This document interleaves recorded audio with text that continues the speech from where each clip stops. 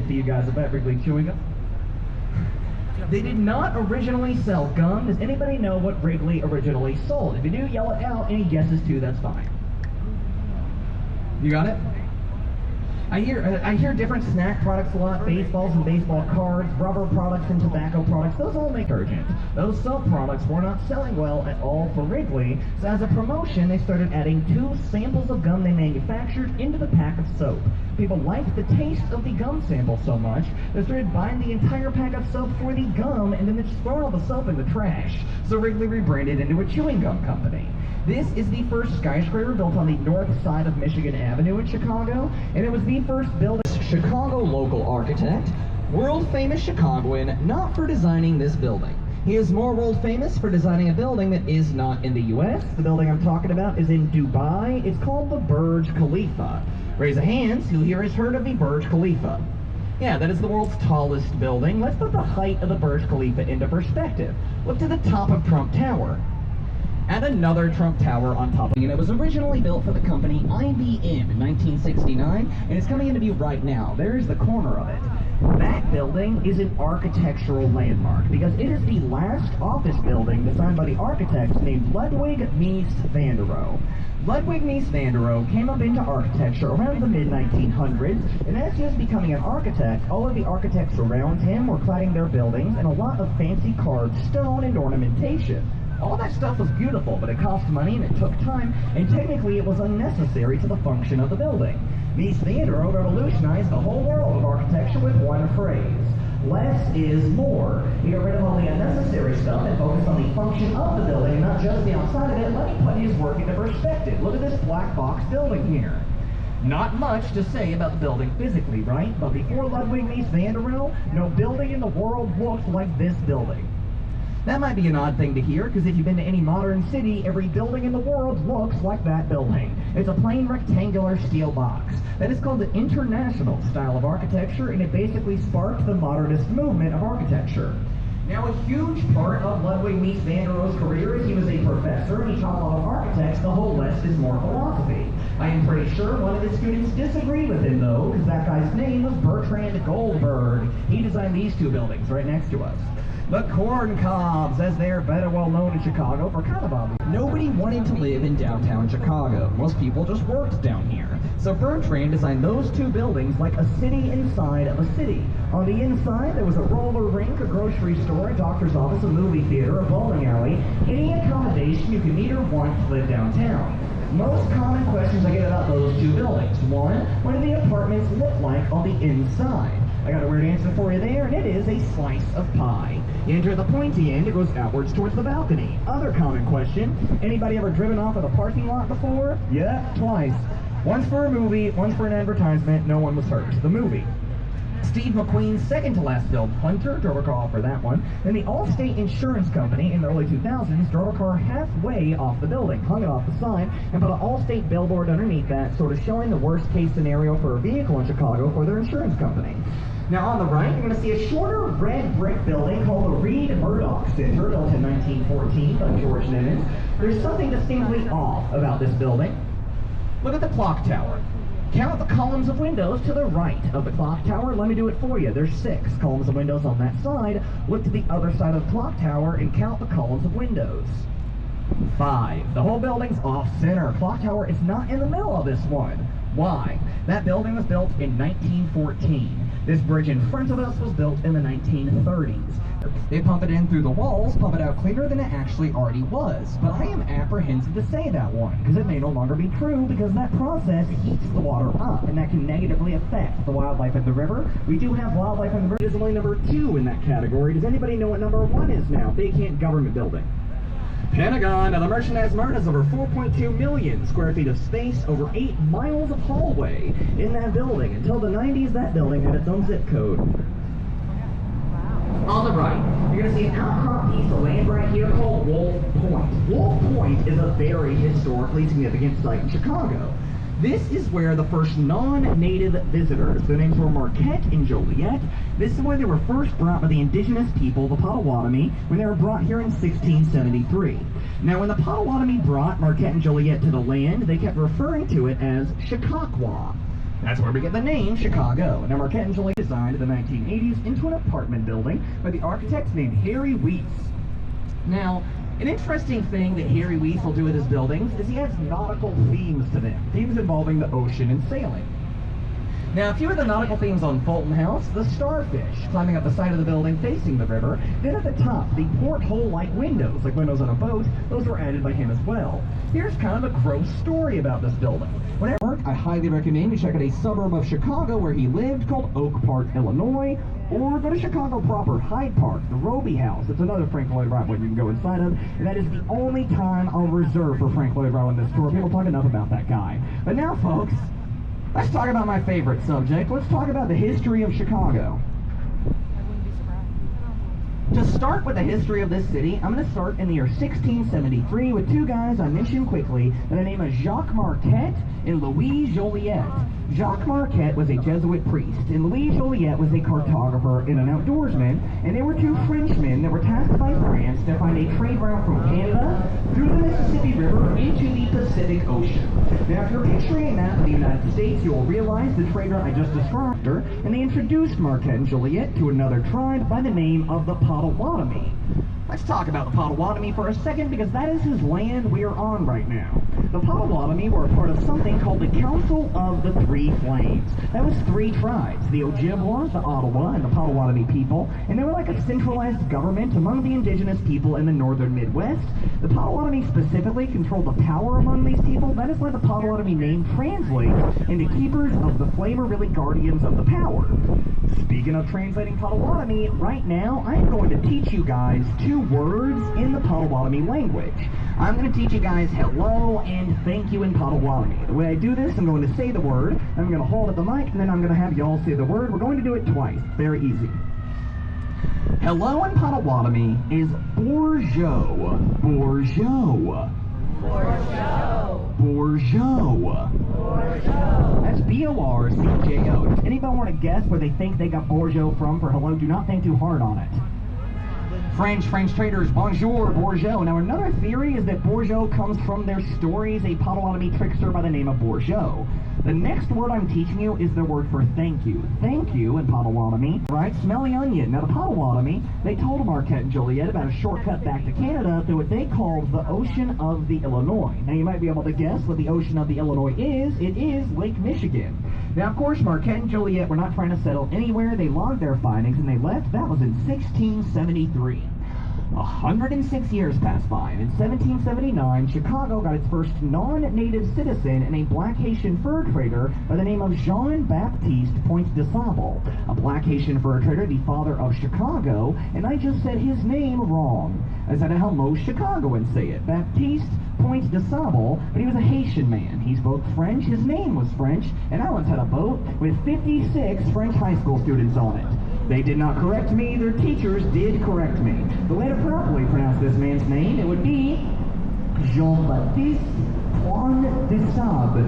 If I'm pronouncing these slightly well, I am not good at French. He sold beaver pelts and beaver pelt hats, gained a huge success doing this, so much so that other people started to settle around his trading post and created this princess's name was Catherine.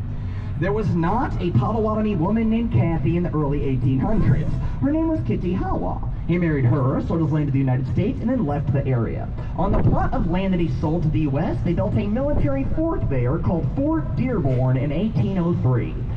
Fort Dearborn, built in 1803, is considered the first major event of Chicago's history. There are four major events of this city's history. It is the four F's. It is the fort, the fire, the fair, and the fair. The fort, the fire, the fair, and the fair. It's the fort, the fire, the fair, and the fair. And I don't know if you heard me. It's the fort, the fire, the fair, and the fair. You remember one thing I say on the boat ride today? Guess what it's going to be? You're all over it. It's the fort, the fire, the fair, and the fair. Fort Dearborn, that was the first one, built in 1803. Slow-moving, population-wise, until 1817. That is when the Erie Canal got put in, brought a whole lot of trade. You know it, yell it out. Who or what started the fire? Old Lady O'Leary's cow. Cow, old lady O'Leary's cow. Now, the common story is that Catherine O'Leary, a Chicago woman, went downstairs to milk her cow Daisy. Daisy got spooked, knocked over a lantern, burnt half the city of Chicago to the ground. Ready to get your mind blown? It wasn't a cow. If you remember a second thing on the boat ride today, aside from Fort Fire Fair, it is it tastes. Fun fact about the newspaper reporter that wrote that article, he was on his deathbed many years later, and he admitted to the people around him he made the story about the cow up. Fabricated the whole thing to sell newspapers. Now, that's a wild part of the story of the fire. It is not the craziest part in my opinion. The craziest part in my opinion are the real theories as to how it started. I'm going to share 3 of these with you. These are based in fact, I promise. First theory. The fireman started the fire. That neighbor went by the greatest name of all time, Pegleg O'Sullivan. That's his real name, Google it. Pegleg is said to have dumped out his pipe onto the O'Leary's lawn, causing it to set alight. The fire was immensely damaging. 17,000 buildings were destroyed, 250 people lost their lives, and 90,000 people lost their homes. The reason the fire stopped burning after a day and a half is it started to rain. Rain ended the Chicago fire. After the rain started, a big rebuild occurred over the course of 20 years. I'm going to get to the rebuild as well as the other 2 F's, but now we got to get back to buildings. There's too much interesting stuff. On the right, past the train tracks, here we'll see a building called 150 North Riverside. I don't call it that. That building in front of us is the building that comes with its own hand movement. Y'all are watching me, I'm also watching you. And every time somebody sees this building, they want somebody else to look at it, they'll nudge them and do 1 of 3 things. Something like this. Huh? What? Some of this? Yeah, what's going on? Or something like this. Peace and love, because your eyes aren't possible. Do you see these thick gray lines, the 8 silver I-beams going all the way up the side of the building? Those silver I-beams are made of the world's strongest steel, developed in Luxembourg. They go all the way up the side of the building, then all the way down about 77 feet into the bedrock underground. Also, at the very top of the building, on the inside, you can't see this thing, there are 4 giant tanks of water called a mass damper system for the air that the building occupies. That is because in the United States, we have something called air rights. If you purchase property here, you own all of the air above your property until it gets to 2,000 feet. After that, that is government-owned airspace. Can't build past that in the U.S. So Boeing does have to lease the air from Amtrak. Last time I heard, it is $1 million a year to lease the air for that building. On the right, you will see a large limestone-clad building called 2 North Riverside Plaza, once home to the Chicago Daily News, which was a newspaper that stopped printing here in 1978. But this limestone building is a great example of the Art Deco style of architecture. Now, so the Art Deco style is probably the most popular architectural style in the U.S. from like 1920 to 1945. Art Deco style buildings will often feature sweeping vertical lines that draw your eye up, a limestone facade, and a setback. That is when the tower of the building is set back against the base, like as a step at the bottom of the building there. Also, usually Art Deco buildings are large geometric forms that are symmetrical. Cut them in half, they will look the same on both sides, like a mirror image. Now the next 4 buildings on the right-hand side, starting with the first 2 black identical ones, all make up what is called the Gateway Center, designed by Skidmore, Owings, and Merrill, who are better known today as SOM. These were designed in the 70s and the 80s. Now being the Gateway Center, the first one here, its name is Gateway 1. The second one down on the right-hand side, its twin's name is Gateway 2. The third one down, the white building ahead of us, its name is Gateway 3. And the fourth one down, that green glass building, guess the name of that one. Yell it out. Stephanie. Now it's Gateway 4, 1, 2, 3, and 4, you nailed it. Now the first 2, completely identical buildings, they're both the international style of architecture. I covered that one, Ludwig meets Van der Rohe, less is more, getting rid of all the ornamentation. That last thing I just said is not true because both of these buildings are covered in ornamentation. It's just sneaky. It's in between the windows.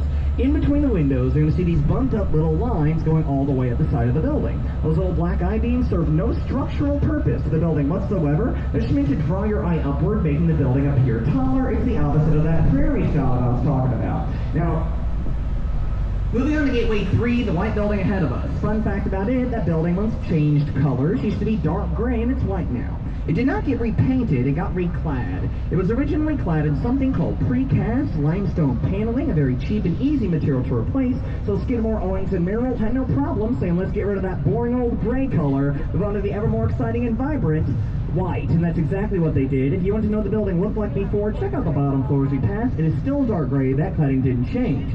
Moving on to Gateway 4, the green glass one that I called Stephanie. That was designed by James DiStefano, and he was asked in an interview, why did you not put any ornamentation on your building? His response was, I did. I covered my building in mirrors, so all the surrounding buildings would reflect off of mine, becoming my building's ornamentation.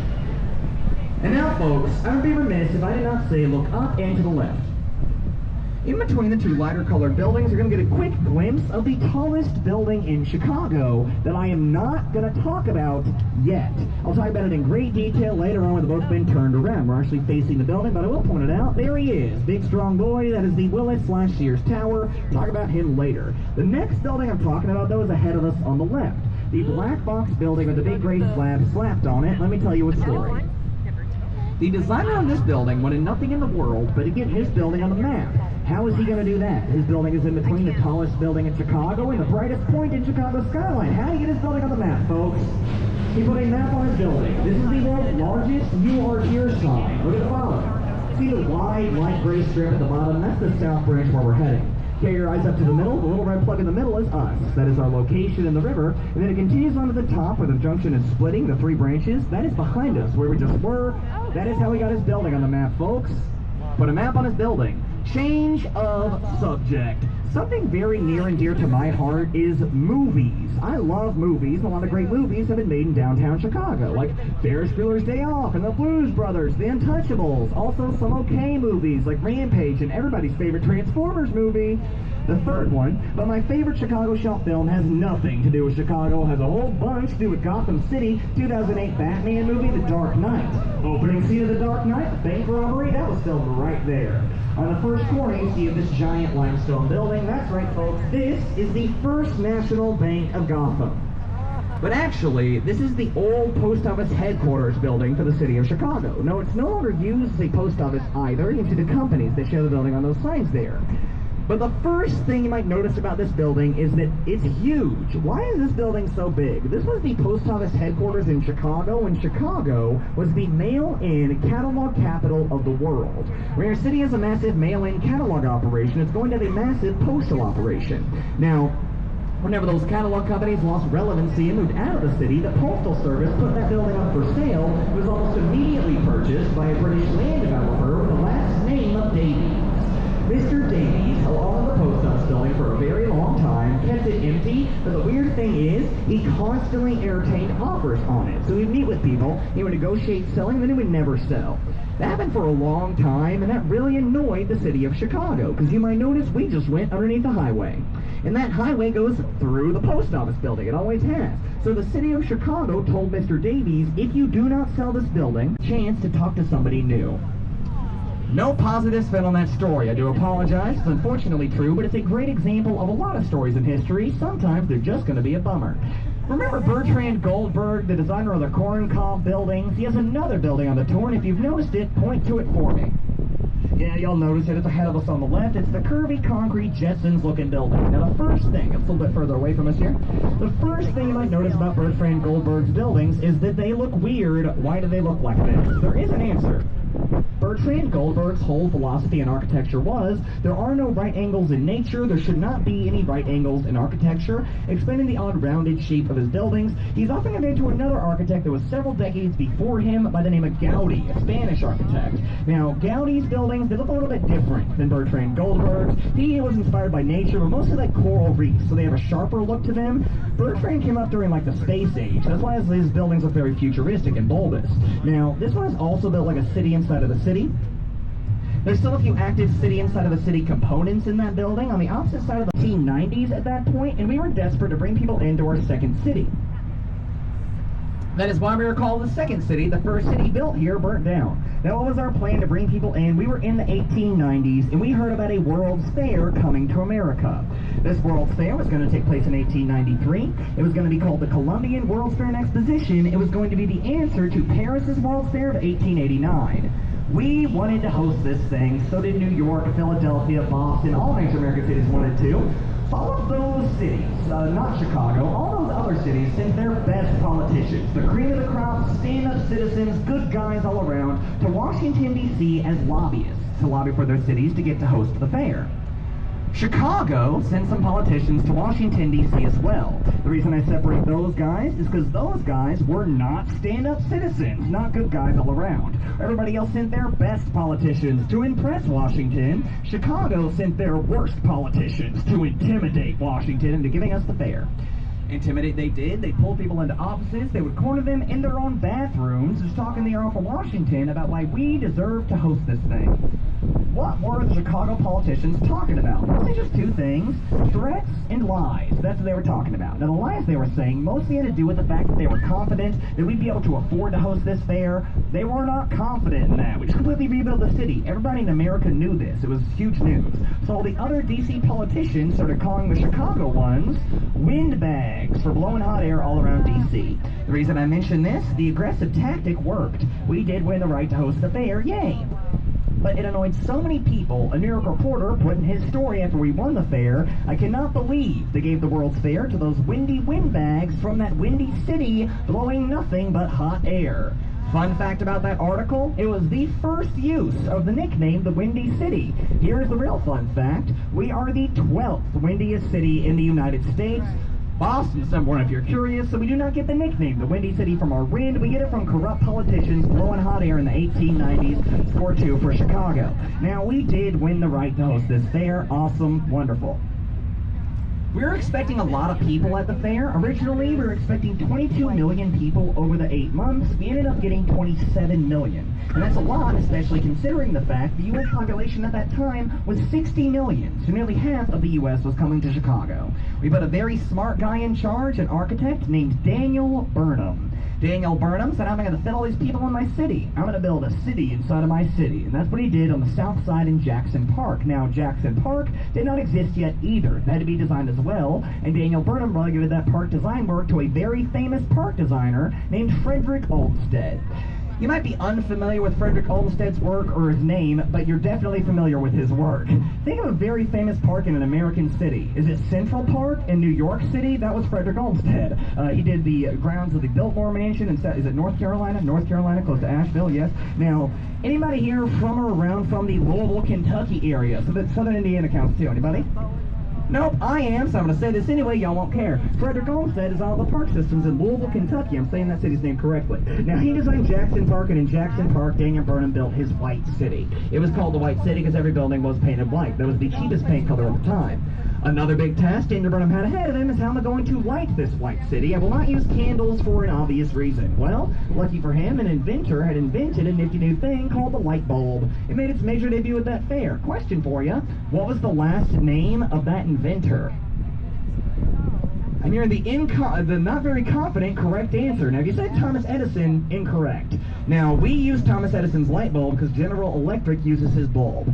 Brought it into the mainstream. General Electric put in a bid to light the fair. They lost that bid to Westinghouse. And Westinghouse used Nikola Tesla's design for a bulb. I heard like 3 people whisper Tesla. Be more confident in your education. But yeah, Nikola Tesla is the world's favorite 1893, not Edison. That's not the only invention that made its debut. The world's first moving walkway, what you see in airports, that made its debut. Yoga made its introduction to the United States that year. My favorite thing to talk about is the food. Juicy fruit gum, fried ice cream, Vienna sausages, the first all-beef hot dog. The restaurant in Chicago is, this name will pop up a lot. Now, there's one in Chinatown, there's one downtown. Ming Hen is really great for large groups. It's one of those places with a lazy Susan at the middle of the table. Now, I would mention that. I would talk about Ming Hen on this boat, and then somebody who was from the country of China but had been living in Chicago for about 2 years took my tour and came up to me and gave me a suggestion. They said, I like Ming Hen, but if I want something more authentic, I highly recommend Go For, that is the number 4, food. I went to Go For Food in Chinatown. It is the best Chinese food I've had in my entire life. I highly recommend Go For Food.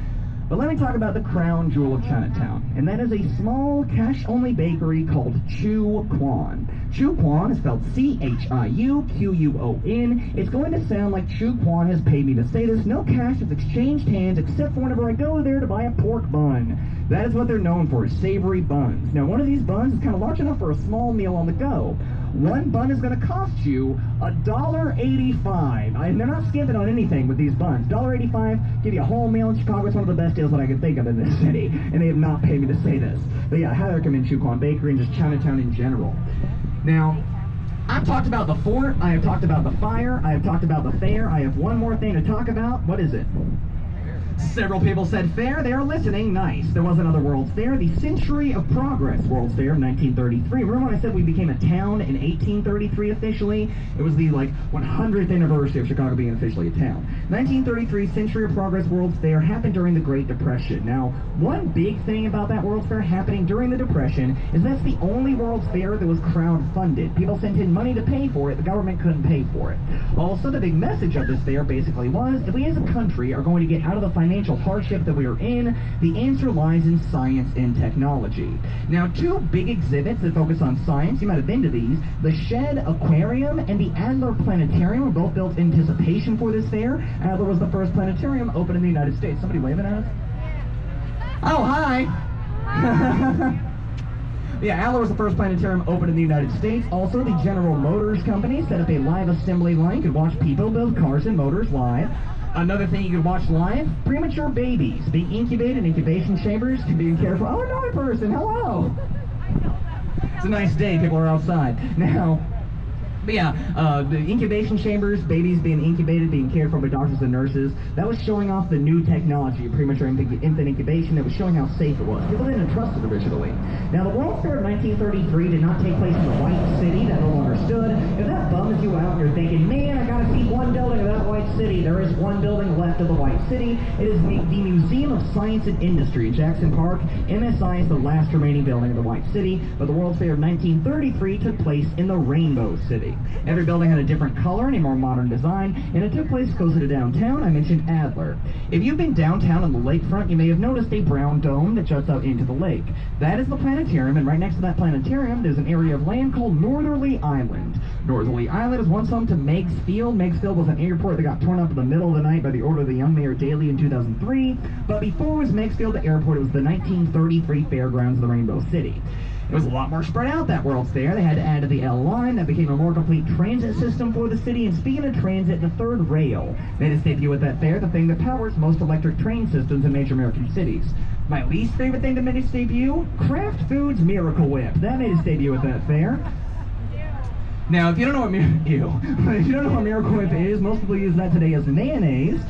I don't use it as anything. That's my least favorite thing. Now, another very interesting thing that made its debut was not a thing. It was Judy Garland. Judy Garland made her first solo concert singing debut at that fair. Don't know who she is. 6 years after the World's Fair, in 1939, she starred as Dorothy in The Wizard of Oz. So one of the most iconic movie stars of all time made her concert debut at that fair, and that is the fort, the fire, the fair, and the fair. And now I'm going to stop talking for about 4 minutes.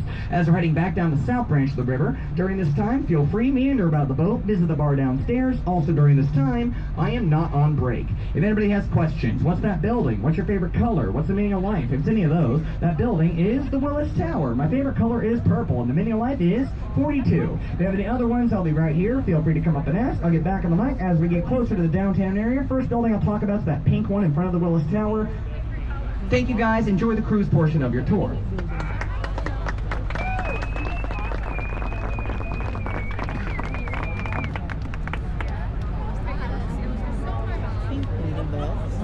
Pink building ba yun sa harap ng Willis Tower? Hindi naman.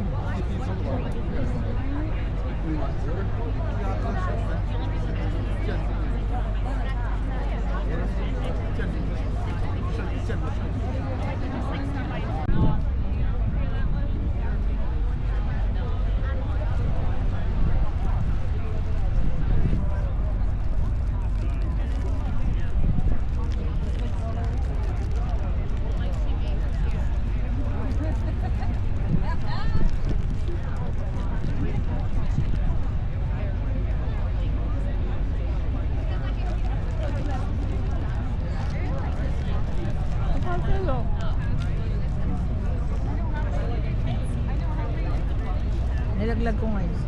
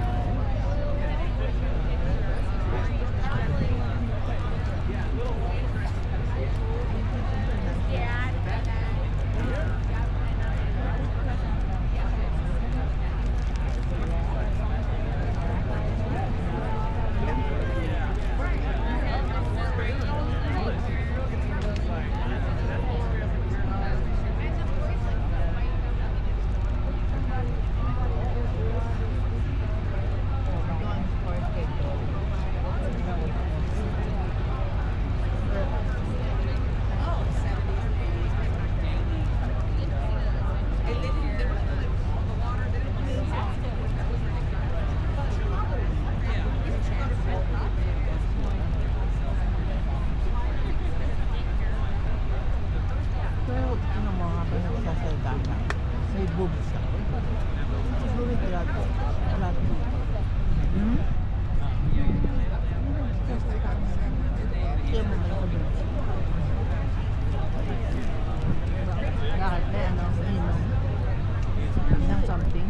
Baka po. Oh, bakit? Baka sa gabi, nagbiyado ng babae. Ha? Ano ng boobs ko eh? Pag gumagalaw siya, jiggle.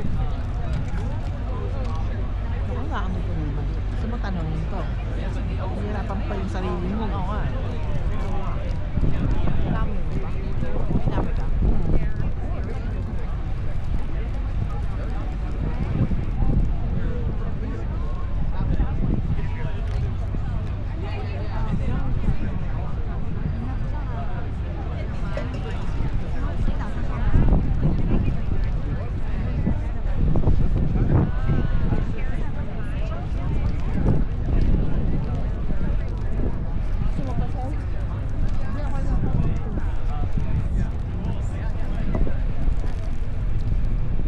Alrighty folks, I'm gonna get back. Black building with a 2 white radio antenna. Since that is the tallest one, I have to introduce it like a giant professional wrestler. So if y'all don't mind, standing at 1,456 feet. Designed in 1972 by Bruce Graham and Fazlur Khan. 110 stories, 16,100 windows. It's the W-I-L-L-I-S Tower. Say it with me, everyone. It's the Sears Tower. There it is. You're going to see it in a moment. Now, it's leaving our view right now. It's going to come popping back into view very quickly. Now, some of y'all are picking on I was putting down there. This building is the Willis Tower. Built in 1973 by Bruce Graham and Fazlur Khan. It is 1,456 feet tall. Until 1996, it was the tallest building in the world. Fazlur Khan is considered the Einstein of modern architectural engineering. He developed the way this building was constructed, called a bundled tube construction style. What that means? That is not one structure. It is 9 75-foot tubes or boxes all fused together into one. What that does for the building is it makes it strong enough at its base to sway in the wind. The Willis Tower does sway in the wind 18 inches in either direction on a windy day, a whole foot and a half. I can prove this to you. It takes some work on y'all's end.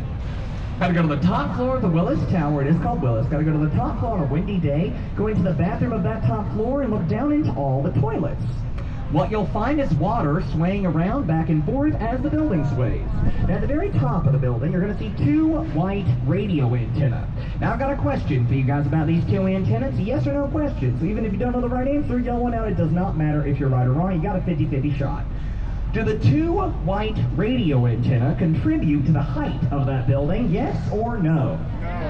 No. But if you said yes, I don't blame you. It depends on what kind of stick you have on top of your building. Those are broadcast antenna. They're used by local news stations. They have a specific mechanical use to them, but they do not count towards the height. They're considered a separate functioning tool sitting on top of the structure. They are not part of the structure. But if you have a spire on your building, that is a decorative stick that does not do anything, so I'm just standing at the top and look pretty. That is the ornamentation on your building, so it does count towards the height.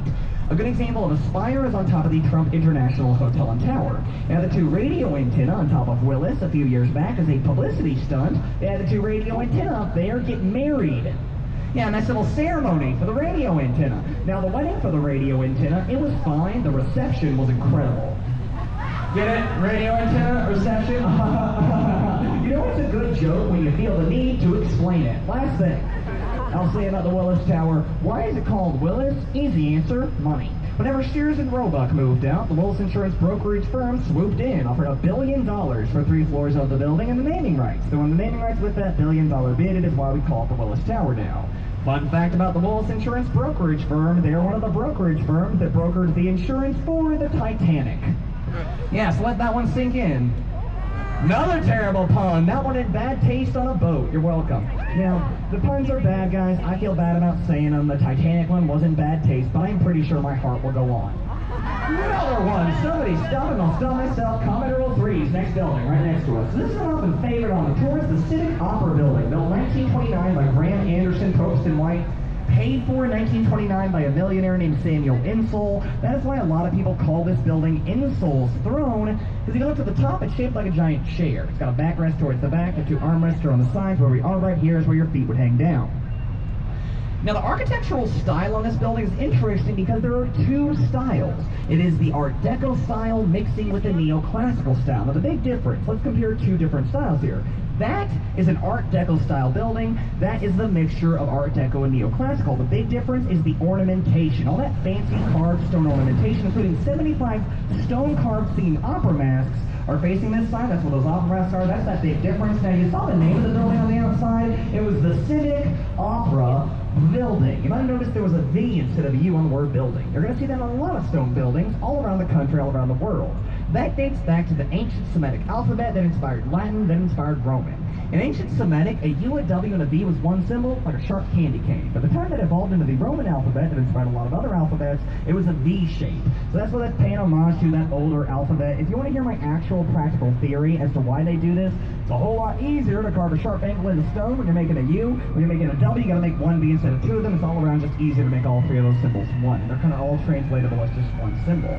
Coming out from underneath the bridge, we're going to be close to a Starbucks. There's a reason I said this. There's an interesting connection to Starbucks. The first Starbucks built outside of Seattle was built here, and the world's largest Starbucks is in Chicago. It's called the Roastery. It's 4 stories tall. It's like a 10-minute walk away from the mainland Devil boat dock. And I take it upon myself to help you guys out. I don't get a lot of soapboxes on this boat ride. I'm going to get on this soapbox. If you're a big fan of coffee and you want to get a great coffee in Chicago and you plan to go to the Roastery, I'm going to say don't go to the Roastery. Oh no, our tour guide told us not to go to this tourist attraction. This is Starbucks. They can take the hit.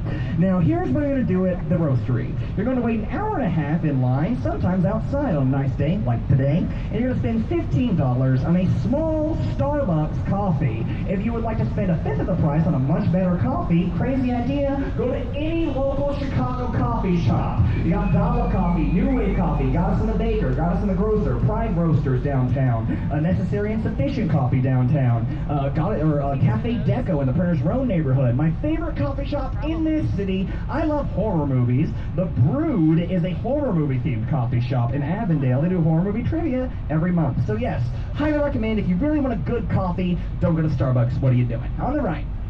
And I'm saying that I was never even employed by them. You're going to see a curved green glass building called 333 West Wacker, designed by Cohn, Pedersen, and Fox in 1983. Another good example of contextualism, the river bends, the building bends with it. Another fun fact about this one, has anyone here seen the film Ferris Bueller's Day Off? Anyone? Anyone? A lot of people. There's a scene in that movie where he's dancing in the parade and his dad looks down from his office building onto the parade route below. That is the building they imply is his dad's office building. The reason I worded that so strangely, in that scene, they show a shot of that building. And they show the actor walking through the office, and he looks down on the parade route below, and they show Ferris dancing around. The shot is of that building. The actor was walking inside of an office building in Toronto, Canada, different country, and then Ferris was dancing about 6 blocks away on Dearborn. It's the power of movie magic and editing. It's a wonderful thing. It just made it look like they were close by.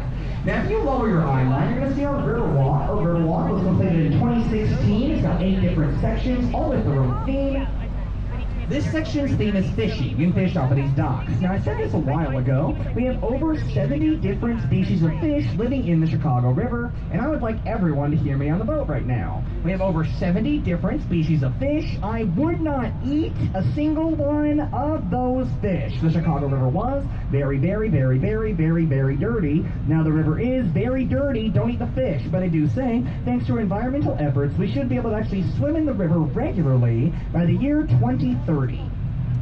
5 years. I'm going to give it a few more decades, maybe by like the 2060s. I'll dip a toe or something. I don't know. Now, keep it on beat with the river. We got to talk about these, don't we? These bridges that we keep going underneath. They're called bascule trunnion bridges. Bascule means seesaw in French, and they open up like this.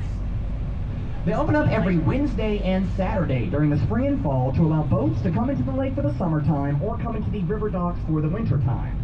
Now, I'm sure after I say all of that, everybody's thinking the same thing. Zach, that's all well and good, but please, tell us, please, what is the color of the paint that the city of Chicago paints the bridges? Calm down, I'll tell you. It's called Bordeaux.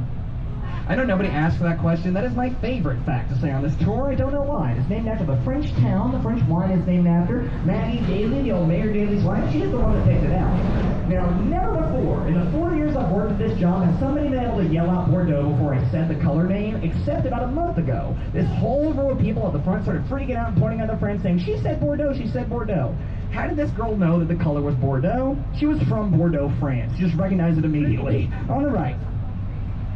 Past the bridge, you're going to see a white granite-clad building called 77 West Wacker, designed by Ricardo Bofill in 1992. Architectural styles, when I touched on, post-modernism. That mixing that old with the new. Now, the old in this case, oldest architecture. It's Greek and Roman. Look at the bottom of this building. In the center of the bottom above the door, you're going to see this shallow archway. There it is. That's a piece of Roman architecture. Above the two side windows, you'll see these pointed structures. Those are Greek pediments. You carry your eyes up. Steel and glass, that is the modern side.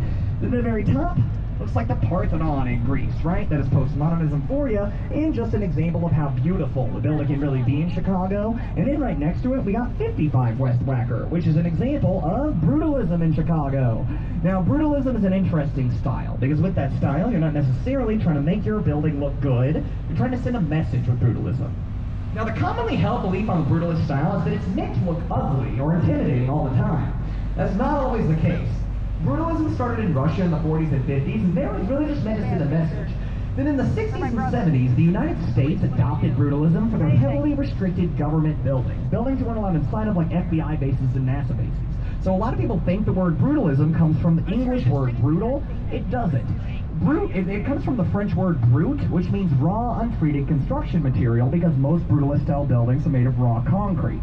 On the right, past the bridge on the right-hand side, a little bit further away, you'll see a brick building that says Morton's The Steakhouse in giant white letters. Look past that one, and this building probably already caught your eye. You're going to see a green terracotta clad tower at the very top, and your 24-karat gold leaf shining in the sun. Actually, I just made a mistake. It's not gold leaf. It is hammered gold, cladding the clock tower of the Carbide and Carbon building. That is real gold.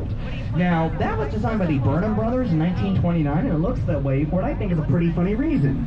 It was built in 1929, and in 1929, we were in the middle of the Prohibition, the outlawing of alcohol in the U.S. Well, the Burnham Brothers weren't big fans of the outlawing of alcohol, so as a protest, what did they make their building look like? Big old bottle of alcohol, that's what, bottle of champagne. The Matter Tower was first built in 1928. When that building was first completed, it was the tallest building in the them, flew them to a new location, fixed them there, then flew them back in using a helicopter, and attached them to the very top of the building. The top of that building, it looks like a little temple. That is called a tempietto, and guess what that means in Italian? Little temple. And if you have a sweetheart you want to get engaged to, you can go up there for $3,500. But they give you a lot for that, though. They give you a lot, that's how much it costs to do that, but they give you a nice little kneeling place. They pop a fancy bottle of champagne. There's a photographer there, and that's it. That's all they do.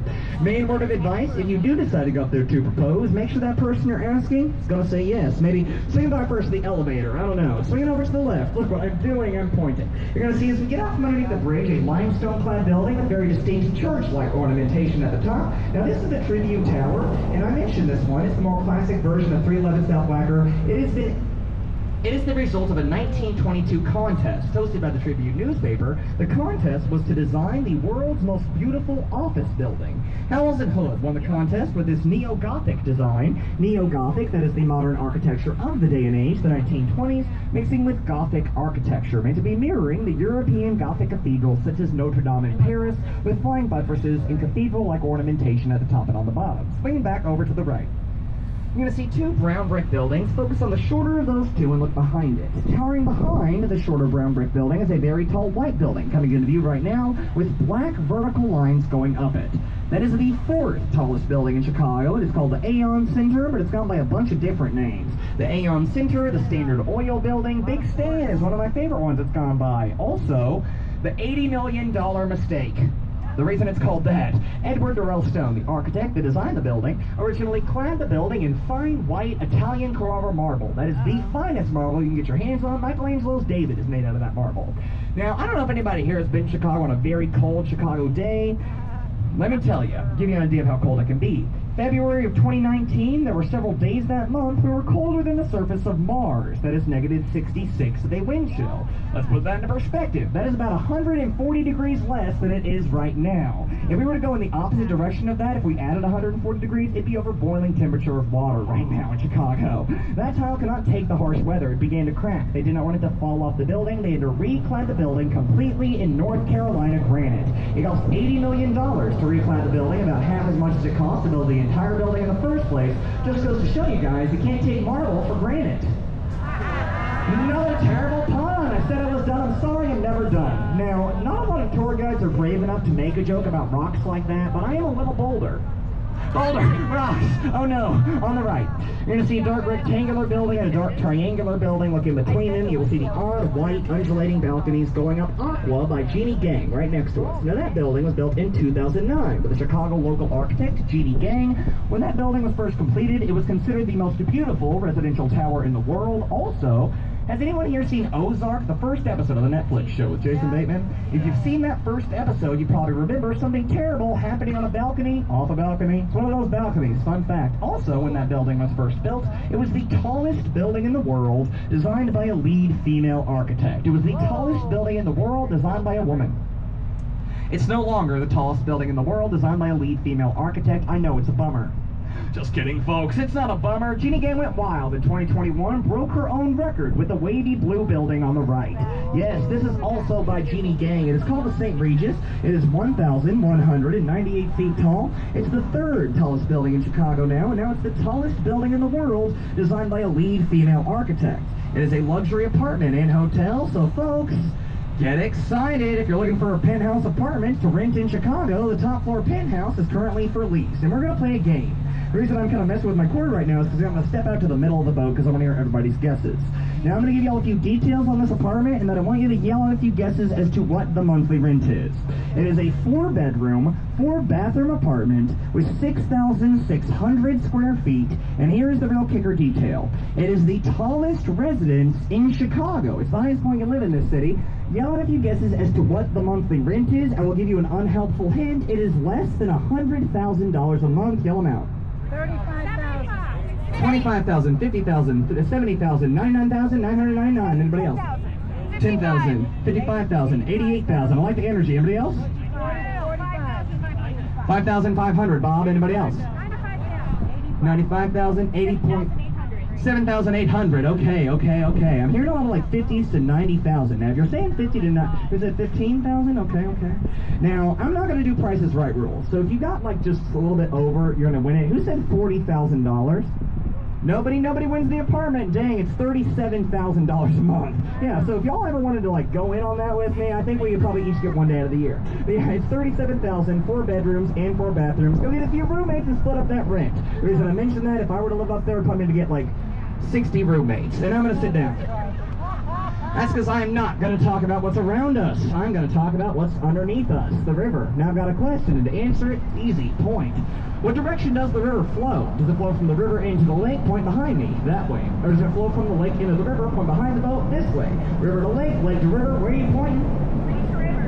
If you're pointing from the river into the lake, I'm sorry, that's incorrect. So let me give you another chance to get a question right.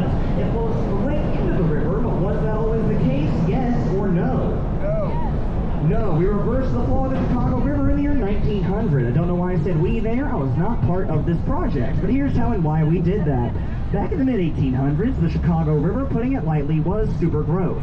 We were dumping a lot of stuff into it. Human waste and garbage, massive amounts of animal waste and carcasses from the stockyards, and industrial waste, chemicals from the factories were getting dumped into the river. All that nasty stuff was flowing down into Lake Michigan. You'll never guess where we got and still do get our drinking water.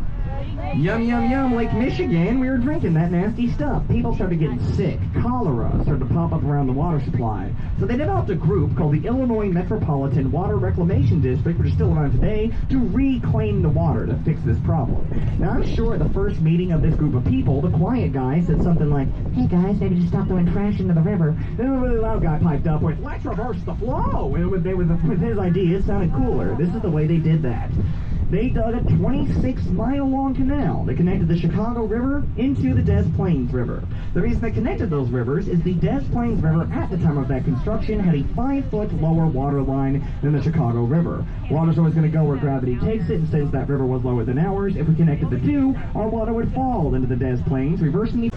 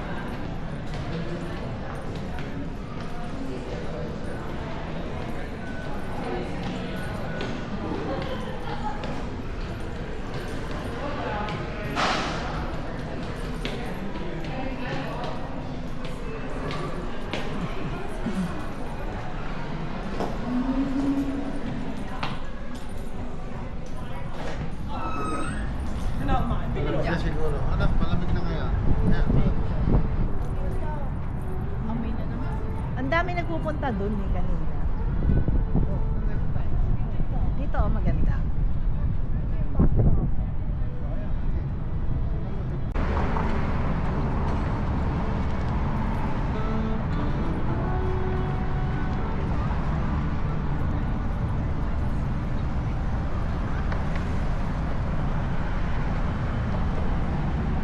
Ganda flower.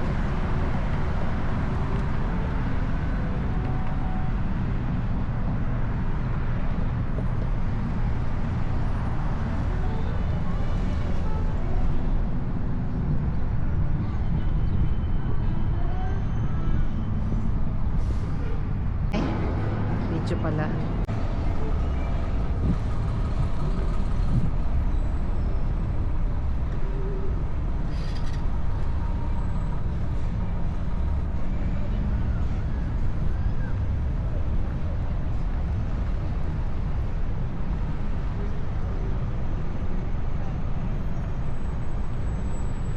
Ano yan? Sinabi niya na po. Sabi niya, Ay, Ay, Lale? mga bata. Alin, alin? Ah, yung tao. Alin yun, alin yun?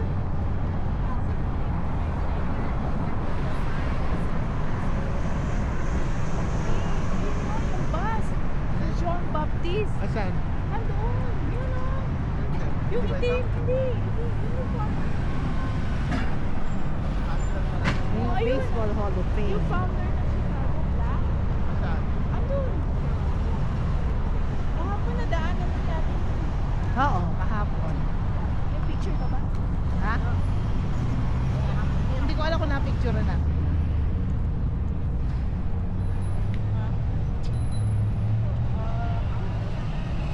Ayun na yun. Nakakita sa may pagdaan. John Baptist. Ayun yung bus. Tijdens komt Charlotte, hè? Dan doet hij dat ze praat.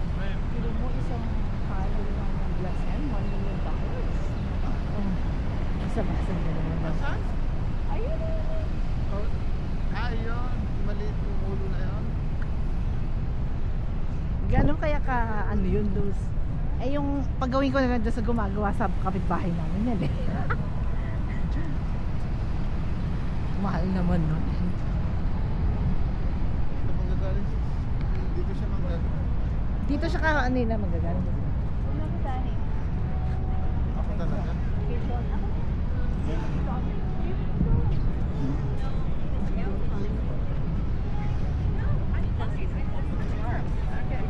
What is that?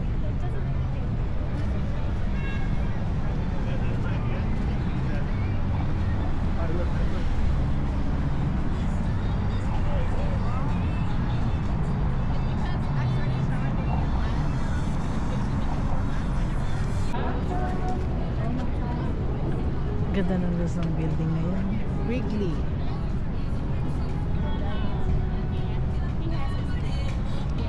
Meron pala siyang ano, parang bridge.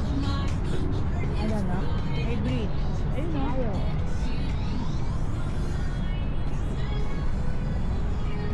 Sikat talaga siya sa mga ano.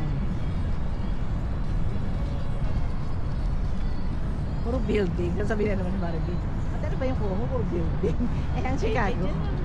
Kilala ang Chicago sa building. Architecture. Rich history. Ano yung 4F? 4 stars? Fire. Fair. Alam mo, Dalawang fair eh. parang ikaw natutulog ako. Hindi ko yun na rin eh. Yun ang sabihin ako nalakad. Nakapat na siya. Oo nga, hindi talaga. Hindi ko napakinggan. Tapos Totoo. yung dalawang stripe, river. River. River yun eh. Ah, Tapos yung white na ano yung meron din yung white. Yung white na stripe. river. Now, na-drop my backpack na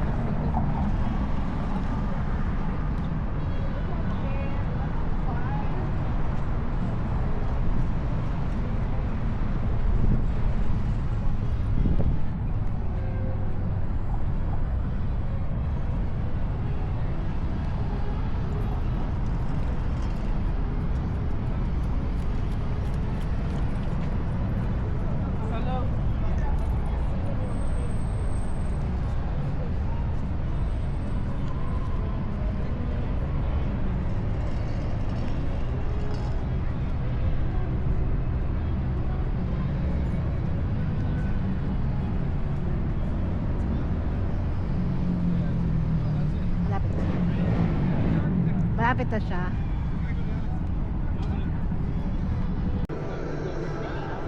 Picture, iba naman tayo. Oo nga eh. Papatong niya para maiba.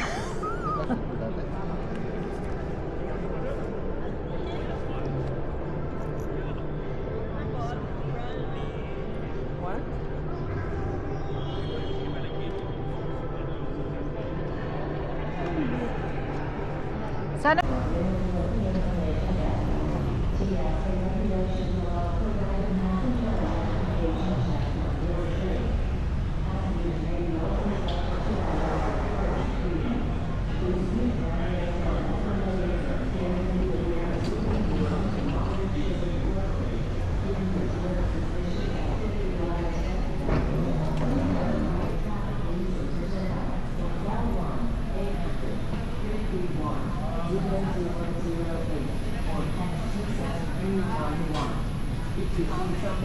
Say something.